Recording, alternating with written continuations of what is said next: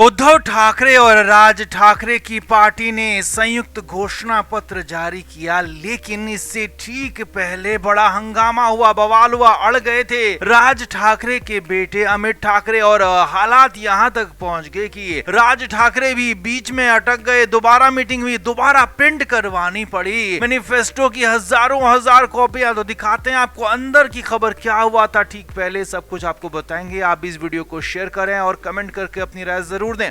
तो उद्धव ठाकरे और राज ठाकरे की पार्टी ने लंबे समय बाद, या कहें कि करीब करीब 20 साल बाद साथ में आकर अपना एक साथ घोषणा पत्र जारी किया, जिसमें कई सारी बातें यहां पर कही गई और यहां तक कहा गया कि उद्धव ठाकरे और राज ठाकरे अब हमेशा एक साथ रहेंगे। लेकिन बहुत बड़ा लेकिन यहां पर है, क्योंकि यहां पर इससे ठीक पहले बड़ा हंगामा हुआ था, बड़ा बवाल हुआ था, यहां तक कि दोबारा से उसको प्रिंट करवाना पड़ा। जी हाँ, पूरी डिटेल आपको बताते हैं। असल में राज ठाकरे के बेटे अमित ठाकरे, उद्धव ठाकरे के बेटे आदित्य ठाकरे को पूरा मैनिफेस्टो बनाने का जिम्मा दिया गया था। अब खबरें ये हैं जो अंदर से आ रही हैं कि राज ठाकरे के बेटे अमित ठाकरे की बातों को इसमें तवज्जो उस तरह से नहीं दी गई जितनी देनी चाहिए थी, या कहें कि अमित ठाकरे की बातों को सुना ही नहीं गया और राज ठाकरे के बेटे की बातों को नहीं सुना गया, तो वो नाराज हो गए। जी हाँ, खबरें यहां तक थी। हालांकि पहले शुरुआती खबरें आ रही थी कि सब कुछ ठीक हो गया, सब कुछ आपस में बातचीत तय होगी है, माना गया है। लेकिन जब अमित ठाकरे ने जो घोषणा पत्र प्रिंट होकर आया वो देखा तो उनकी बातें उसमें थी नहीं, सारी की सारी वही बातें थी जो आदित्य ठाकरे कह रहे थे, या कहें कि आदित्य ठाकरे के जो वादे थे बिजली बिल से लेकर बेस्ट बस किराए को लेकर, डे केयर सेंटर को लेकर, या फिर सरकारी कॉलेजों से लेकर, ये सारी की सारी बातें जो थी वो अमित ठाकरे की बातें इसमें कहीं भी इंक्लूडेड नहीं थी। अब जैसे ही घोषणा पत्र जारी होने से एक रात पहले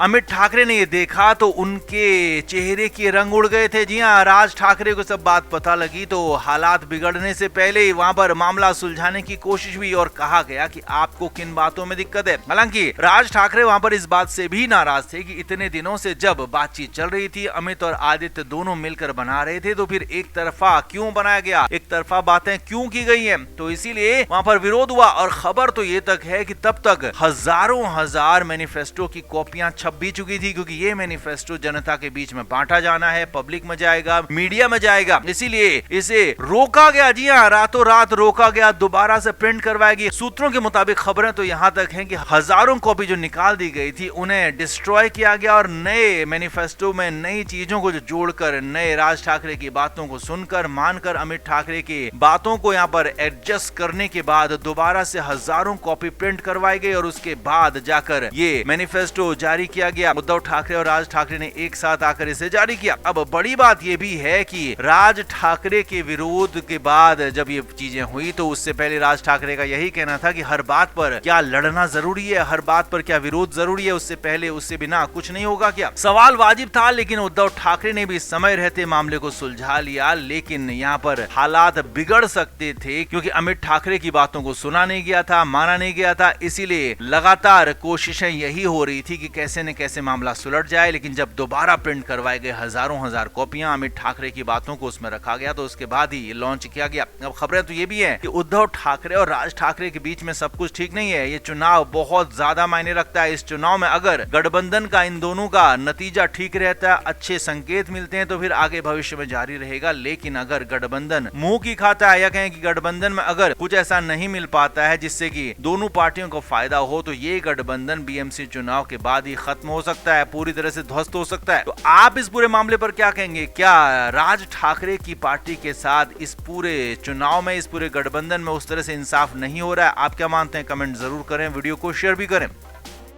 तो बीएमसी चुनाव के लिए नॉमिनेशन खत्म हो चुका है, अब चुनाव प्रचार जोर पकड़ रहा है। अब इधर उद्धव ठाकरे और राज ठाकरे कई जगहों पर संयुक्त रैली करने वाले हैं और खास तौर पर मुंबई बीएमसी के एरिया में 3 रैलियां दोनों की संयुक्त होंगी। अब ये तो रही इनकी ये प्लानिंग की चुनाव को जीतेंगे कैसे, लेकिन अब सवाल ये है कि चुनाव तो तब जीतोगे जब आप वोटिंग तक पहुंच पाओगे। जी हाँ, बड़ी बात यही है कि कई नेताओं ने कई वार्डों में भयंकर बगावत हो गई है और कई वार्डों वार्डों में तो नाम वापसी से साफ साफ इनकार कर दिया है। अब नाम एक एक करके आपको बताते हैं, समझाते हैं कि कौन कौन नाम है, कहां पर है और कहां पर ये बगावत हो रही है। अब हालांकि आखिरी दिन जो नाम वापसी का था उसमें कई उम्मीदवारों ने तो नाम वापस ले लिए जिनसे ऑफिशियल कैंडिडेट कंफर्म हो गए, लेकिन कई जगह कई वार्ड ऐसे हैं जहां पर उद्धव ठाकरे और एमएनएस के बागी उम्मीदवार मैदान में डटे हुए हैं और बताया जा रहा है कि ऐसी करीब करीब 60 से 70 सीटें हैं। जी हां, अब नाम समझिए। वार्ड नंबर 95 में पूर्व कॉर्पोरेटर चंद्रशेखर वेनगंकर ने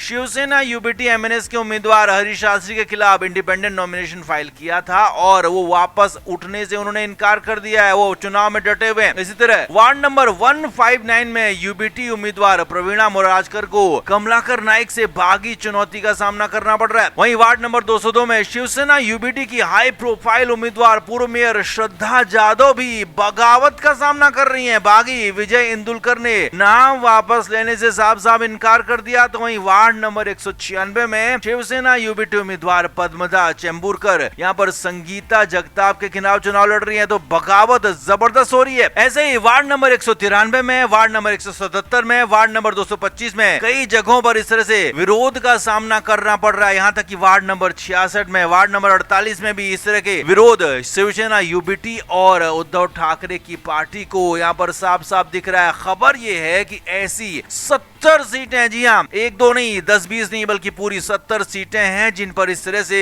पूरे के पूरे बगावत के आसार दिख चुके थे पहले ही। जो उन पर बगावत दिख भी रही है, उन प्रत्याशियों ने नाम वापस लेने से इनकार कर दिया है और साफ तौर पर उद्धव ठाकरे और राज ठाकरे की पार्टी को यहाँ पर वोट काटेंगे। बड़ा यहाँ पर कई जगहों पर बगावत का असर ये भी हो सकता है कि अप्रत्याशित नतीजे आ सकते हैं, या कहें कि बागी उम्मीदवार कई पोजीशन में, कई वार्ड में जीतने की पोजीशन में आ गए हैं, जीतने की सिचुएशन में आ गए हैं। इसीलिए शिवतीर्थ में राज ठाकरे के घर पर पहुंचे उद्धव ठाकरे, मुलाकात की और इसी बात पर चर्चा हुई। 3 घंटे बातचीत हुई कि आखिर कैसे इस डैमेज को कंट्रोल किया जाए, कैसे इसे ठीक किया जाए, लेकिन राज ठाकरे के पास भी इसका कोई उपाय नहीं था। तो इसीलिए उद्धव को, राज को, दोनों को डरा दिया इस बगावत ने और 60-70 सीटों पर वोटिंग से पहले ही हार दिख रही है, क्योंकि ये बगावत कहीं पर इतनी भारी है कि बागी कैंडिडेट ही जीतने की पोजीशन में है, तो कहीं पर बागी कैंडिडेट के भरोसे यहाँ पर वोट इतने ज्यादा कट जाएंगे कि विरोधी बीजेपी या फिर कांग्रेस के प्रत्याशी जीतते हुए नजर आ सकते हैं। इसीलिए उद्धव ठाकरे, राज ठाकरे के लिए हालात खराब हैं। चुनाव से पहले ही 70 सीटें हाथ से निकलती हुई नजर आ रही है। अब हालांकि इन दोनों ने अगर मैनेज कर लिया आगे तो फिर बात अलग हो सकती है। तो आप इस पर क्या कहेंगे, आप भी कमेंट करके जरूर बताएं, वीडियो को शेयर भी करें। Flame media report.